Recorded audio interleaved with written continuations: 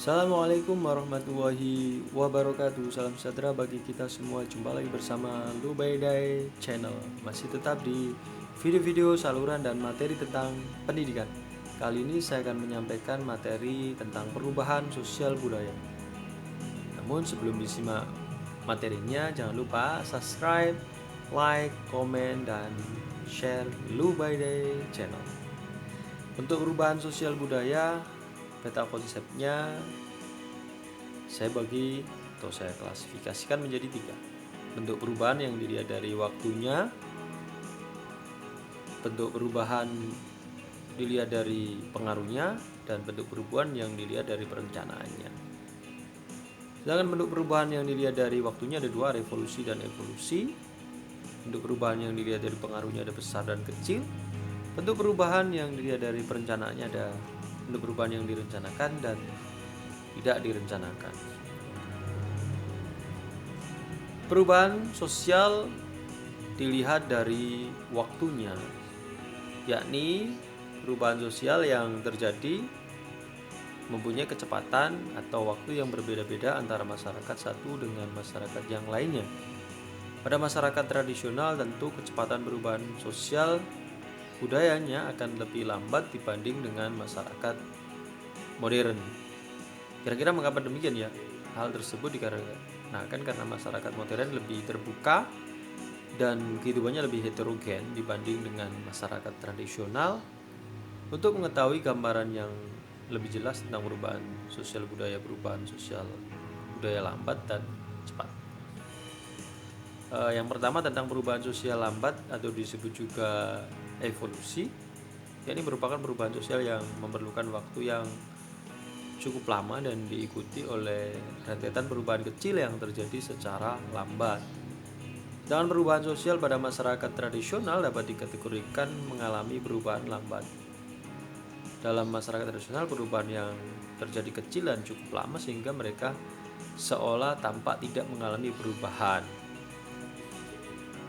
Yang kedua, perubahan sosial cepat atau disebut juga revolusi, ditandai dengan adanya revolusi industri yang merupakan perubahan sosial budaya yang dapat dikategorikan dalam perubahan sosial yang cepat. Revolusi industri sebenarnya berlangsung cukup lama sekitar tahun 1750 sampai 1850. Namun karena revolusi industri itu mengakibatkan perubahan secara besar-besaran, maka pada waktu 100 tahun bukan menjadi waktu yang lama. Untuk itulah revolusi industri tetap dikategorikan dalam perubahan sosial budaya yang cepat. Kemudian pengertian dari revolusi sendiri itu adalah perubahan sosial yang berlangsung dalam waktu yang cepat dan hal-hal mendasar dalam masyarakat ikut mengalami perubahan. Perubahan besar apa saja yang terjadi sebagai akibat dari revolusi industri? Yang jelas perubahan besar terjadi di bidang pertanian, manufaktur, perkembangan transportasi, dan teknologi. Revolusi industri dimulai dari Britania Raya dan menyebar ke seluruh Eropa Barat, Amerika, dan Jepang. Revolusi Inggris dianggap sebagai pelopor revolusi di negara lain. Revolusi industri membawa akibat dalam berbagai bidang kehidupan, baik itu bagi negaranya maupun bagi negara lain. Yang pertama adalah proses mekanisasi dalam usaha industri. Yang kedua, perdagangan makin berkembang. Ketiga, transportasi lancar. Keempat, perkembangannya urbanisasi, yakni perpindahan dari desa ke kota. Kemudian terjadinya kesenjangan sosial. Selain akibat di atas, setelah adanya revolusi industri terjadi perubahan pada sendi atau dasar dari kehidupan masyarakat, terutama pada lembaga kemasyarakatan. Evolusi industri merubah pola hubungan antara buruh dan majikan, sistem kekeluargaan dan sebagainya. Pada dasarnya perubahan sosial budaya yang cepat atau revolusi dapat terjadi tanpa direncanakan atau direncanakan terlebih dahulu. Berikutnya adalah perubahan dilihat dari pengaruhnya. Yang pertama berpengaruh kecil dan ada yang berpengaruh besar. Kira-kira dari pengaruh yang kecil itu contoh yang bisa diambil berkaitan dengan perubahan atau peniru bentuk gaya rambut, kemudian mengikuti tren model pakaian ya. Kemudian perubahan yang merupakan kecil diikuti oleh sebagian orang kecil. Perubahan ini tidak membawa perubahan dasar pada bidang kehidupan.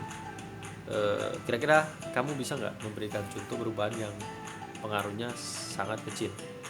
Tentu bisa ya, dan contohnya pastinya banyak. Berikutnya adalah berkaitan dengan perubahan yang berpengaruh besar. Pada bentuk perubahan sebelumnya kamu telah membahas materi tentang revolusi ya, sebagai perubahan yang mempengaruhi sendi-sendi dan dasar kehidupan masyarakat. Nah, perubahan semacam ini termasuk dalam bentuk perubahan yang pengaruhnya yang sangat besar. Lalu kira-kira apa yang dimaksud dengan perubahan dan pengaruhnya sangat besar? Ini perubahan yang pengaruhnya besar disebut juga perubahan yang membawa perubahan pada sendi-sendi kehidupan dalam suatu masyarakat. Kira-kira kamu dapatkah kamu memberikan contoh mengenai perubahan sosial yang pengaruhnya besar? Contohnya adalah industrialisasi merupakan salah satu contoh dari bentuk perubahan ini, dan kamu juga masih bisa menemukan contoh-contoh yang lain berkaitan dengan perubahan yang pengaruhnya sangat besar. Sebesar apakah sih kira-kira pengaruh proses industrialisasi? Industrialisasi itu membawa pengaruh besar terhadap berbagai bidang kehidupan di masyarakat. Ya, industrialisasi merupakan proses perubahan sosial ekonomi yang mengubah sistem mata pencarian masyarakat agraris yang menjadi masyarakat industri. Kira-kira di manakah kita dapat menemukan industrialisasi? Proses industrialisasi dapat ditemukan dalam masyarakat perkotaan ya, ataupun masyarakat desa. Ya, pembangunan pabrik-pabrik untuk kepentingan industri sebagai bagian dari proses industrialisasi. Dapatkah kamu menemukan contoh lain berkaitan dengan perubahan sosial yang pengaruhnya yang sangat besar seperti yang saya contohkan di atas? Pastinya bisa dong. Yang berikutnya adalah perubahan dilihat dari perencanaannya. Yang pertama, perubahan yang direncanakan atau disebut juga planned change. Contoh dari perubahan sosial yang direncanakan, misalkan mengapa pembangunan jalan dikategorikan dalam perubahan sosial budaya yang direncanakan? Perubahan yang direncanakan atau planned change merupakan perubahan yang memang diinginkan dan dikehendaki oleh masyarakat atau pihak yang menginginkan perubahan. Pembangunan dapat dikatakan sebagai contoh perubahan sosial yang dikehendaki dan direncanakan. Salah satu contoh pembangunan yang dilakukan di Indonesia adalah pembangunan jalan. Yang kedua, perubahan yang tidak direncanakan, itu disebut juga unplanned change. Apakah perubahan yang terjadi akibat dari bencana alam direncanakan sebelumnya? Tentu tidak dong. Apa yang dimaksud dengan perubahan yang tidak direncanakan? Perubahan sosial budaya yang tidak direncanakan adalah perubahan yang terjadi di luar jangkauan pengawasan masyarakat. Bencana alam seperti gunung meletus, gempa bumi, banjir, dan sebagainya akan membawa perubahan bagi masyarakat yang mengalaminya.